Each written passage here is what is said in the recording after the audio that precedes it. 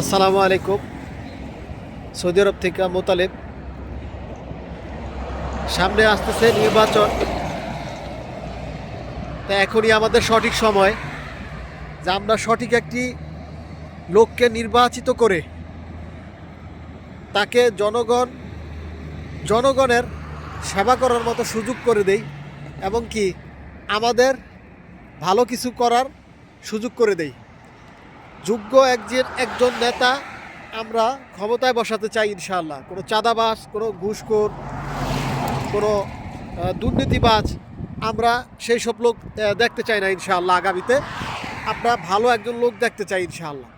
তা আমার প্রার্থী আমি মনে করি যে জামাত ইনশাআল্লাহ ভালো হবে ইনশাআল্লাহ।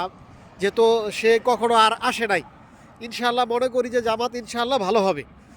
যেহেতু দুইটা দলই অন্তত দেখছি, আমরা দুইটা তিনটা দল দেখছি তারা কি করছে, আমরা এটা দেখছি।